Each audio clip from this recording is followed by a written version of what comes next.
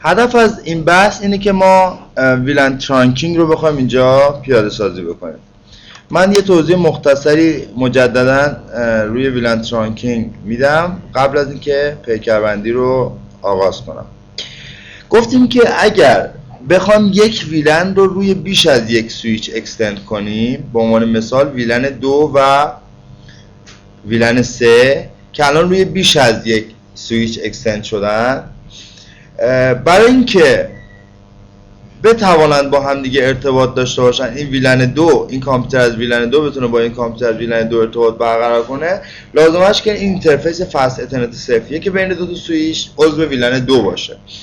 و به همین صورت برای اینکه این ویلن 3 با این ویلن 3 بتواند ارتباط برقرار کند، باز لازمش این است که اینترفیس فست اترنت صفریه که بین دو تا سویچ عضو ویلن 3 باشن.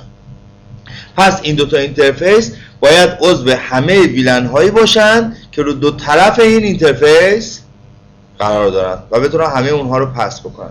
ولی مشکلی که پیش میاد در چنین مواقعی اینه که وقتی فریمی روی این اینترفیس های ترانک دریافت میشه، سویچ نمیتونه شماره ویلن فریم رو تشخیص بده. قبلا گفتیم که سویچ از روی اینترفیس ورودی شماره ویلن فریم رو تشخیص میده، اما از اونجایی که فست اترنت صرفیه که دو تا سویچ عضو بیش از یک ویلن هستن، قادر نیست از روی اینترفیس ورودی تشخیص بده که فریم به کدوم ویلن تعلق داره. به عنوان مثال وقتی این سیستم از این ویلن 2 بخواد با این سیستم با همین ویلن ارتباط برقرار کنه، فریمی رو میفرسته با مک مبدأ خودش و مک مقصد این سیستم، سویچ میگیره، چون روی اینترفیس ویلن 2 گرفته، ویلن 2 مک تیبل رو پروسس میکنه، اینترفیس خروجی رو پیدا میکنه.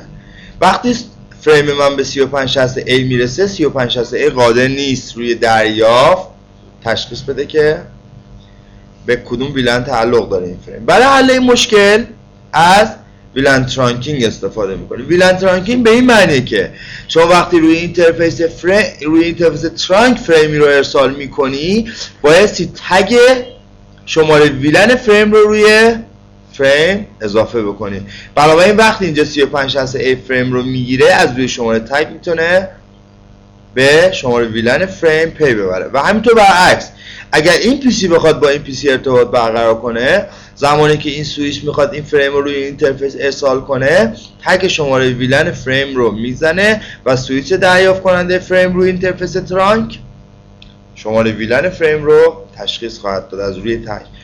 روش تگ زدن بر اساس دو پروتکل 802.1q و ISL امکان پذیره. 802.1q استاندارد هست و ISL هم مخصوص سیسکو. بنابراین رو دیوایس های غیر سیسکو شما نمیتوانید پروتکل ISL رو داشته باشید. ما الان میخوایم پیکربندی این دو تا دیوایس یعنی 3560A و 3560B رو انجام بدیم برای اینکه این سیستم از ویلن 2 بتواند سیستم دیگری از همین ویلن ولی روی یک سویچ دیگر رو پینگ بکنه. خب وصل میشیم به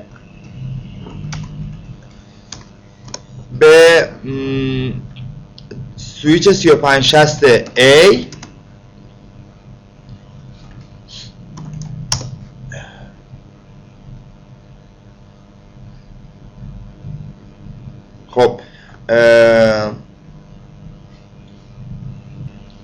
خب با دستور رزومه 1 میرم سشن 3560A رو باز میکنم. روی 3560A میگم اینترفیس فست اترنت. اول دو تا ویلن رو بایستی تعریف کنم، ویلن 2 و ویلن 3. اینترفیس فست اترنت صرف 2 من جزء ویلن 2 و اینترفیس فست اترنت صرف 3 من جزء ویلن 3 و هر دو از اینترفیس های اکسس محسوب میشن. بنابراین میگم اینترفیس فست اترنت صرف 2 سویچ پورت مود اکسس، سویچ پورت اکسس ویلن 2 و اینترفیس فست اترنت صرف 3 سویچ پورت مود اکسس و سویچ پورت اکسس ویلن 3. همینطور اینترفیس فست اترنت صرف 1 رو اگر بخوایم کانفیگ کنیم، سویچ پورت ترانک، اول بایستی پروتکل ترانکینگ رو تعریف کنیم. انکپسولیشن .1q یا ISL. در مورد نگوشیت بعداً صحبت خواهیم کرد. تا زمانی که پروتکل مشخص نشه شما اجازه نخواهید داشت که دستور سویچ پورت مود ترانک رو وارد کنید و سویچ و اینترفیس سویچ رو به حالت ترانک ببرید. توی مرحله بعدی شما بایستی بگید این اینترفیس ترانک چه ویلن هایی رو پس میکنه. با دستور سویچ پورت ترانک الود ویلن 2 و 3 میتونیم بگیم چه ویلن هایی.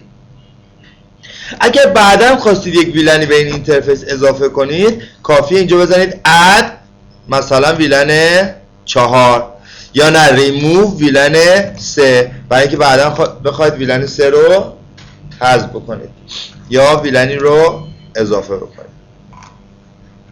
این کار رو هم بایستی روی 3560 بی انجام بدیم.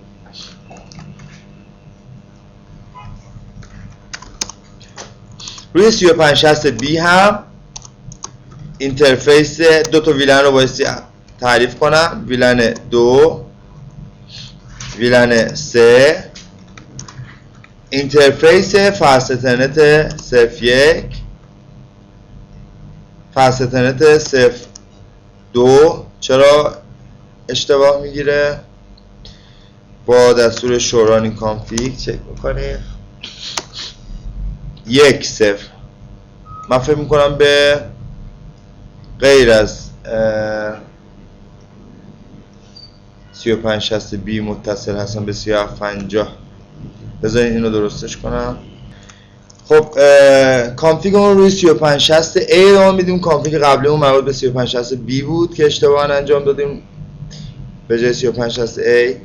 پس میگیم ویلن 2 ویلن 3 اینترفیس فست اترنت 02 سویچ پورت مود اکسس سویچ پورت اکسس ویلن 2 فست اترنت 03 سویچ پورت مود اکسس سویچ پورت اکسس ویلن 3 و اینترفیس فست اترنت 01 سویچ پورت ترانک انکپسولیشن .1q. بدیهیه که پروتکل ترانکینگ باید روی دو اینترفیس متصل به هم یکسان باشه و سویچ پورت مود ترانک و سویچ پورت ترانک الود ویلن آل. خب پس ما اومدیم هم روی 3560A هم روی 3560B دو تا ویلن تعریف کردیم. ویلن 2 و ویلن 3. اینترفیس 2 و اینترفیس 3 رو به ویلن 2 و ویلن 3 اساین کردیم به ترتیب که هر دو اکسس هستن و اینترفیس 1 هم ترانک هست که هم ویلن 2 و هم ویلن 3 رو پس میکنه و همچنین پروتکل ترانکینگ مورد استفاده هم .1q هست. بنابراین اگر الان دو تا کامپیوتر رو به هم متصل کنیم از طریق دو تا سویچ مختلف مثلا روی پورت های دوشون چون هر دو جزو یک ویلن هستن بایستی بتونن همدیگر رو پینگ کنن. این تست رو انجام میدیم. خب من الان روی سویچ 3560A شو مک ادرس تیبل ویلن 2 میگیرم. الان میگه رو ویلن 2 مک ادرس 3560A یا کامپیوتر با این مک ادرس یاد گرفته شده. روی 3560B هم من بایستی ببینم شو مک ادرس تیبل ویلن 2. اینجا هم یه کامپیوتر با این مک ادرس یاد گرفته شده. الان این دو تا کامپیوتر بایستی قادر باشن همدیگه رو پینگ. خب الان رو 3560B یه پکت ارسال کنید. بله الان من میبینم که بیش از یه دونه مک یعنی مک اون سمت رو هم یاد گرفتم. روی 3560A رو هم اگه چک کنم شو روی 3560A رو هم اگه چک کنم شو مک ادرس تیبل ویلن 2. بله اینم مک اون سمت رو یاد گرفته. صرف یکا یکیش آی پی چیز مک آدرس پورت اونه یکیش مک آدرس این سیستم است درسته؟ نه دیگه یکی مک آدرس نگاه کنید روی اینجا مثلا الان رو کدوم سویچیم؟ الان روی سویچ 3560A. تو سویچ 3560A یکی رو پورت فست اترنت 02 یاد گرفته. نگاه کنید فست اترنت 02. دو تا هم رو فست اترنت 01. فست اترنت 01 کسایی هستن که پشت اینن. خب یکیش فکر کنم خود پورت اینه، یکیش این کامپیوتر است. یه نفر الان مستقیم به کامپیوتر وصل کردید دو تا پورت رو.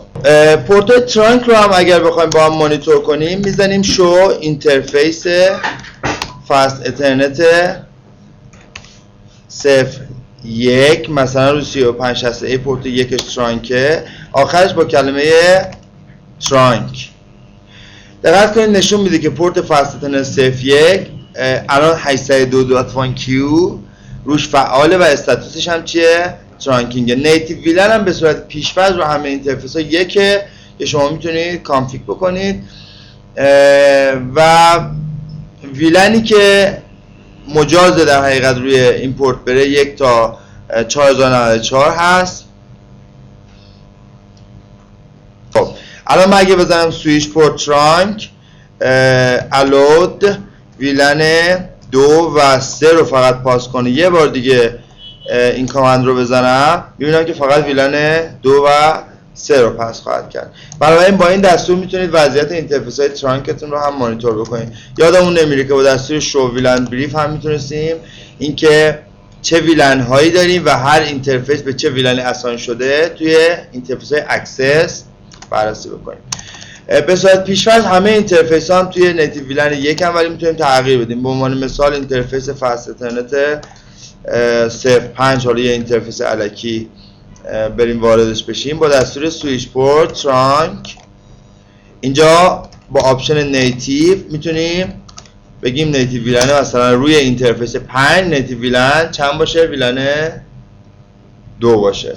پس پر اینترفیس شما میتونید نیتیو ویلن رو هم عوض بکنید. در مورد نیتیو ویلن هم من توضیحی که داده بودم یادآوری کنم این بود که اگر روی اینترفیس یه ویلنی رو بکنیم نیتیو ویلن، هر فریمی رو اون اینترفیس ارسال بشه به مقصد اون ویلن بدون تگ ارسال خواهد شد و هر فریم بدون تگ روی اون اینترفیس دریافت بشه فرض میشه که متعلق به نیتیو ویلنه. کاربردش برای مواقعی که روی اینترفیس ترانک یه دیوایسی وجود داره که قدرت تگ زدن یا پردازش تگ رو نداره. به عنوان مثال اینترفیس های ترانکی که به آی پی فون وصل میشن و پشت آی پی فون یه کامپیوتر هست و کامپیوتر قدرت پردازش تگ رو ندارن یا قدرت ارسال تگ رو ندارن. در چنین مواقعی میتونیم اینترفیس رو وارد نیتیو ویلن بکنیم.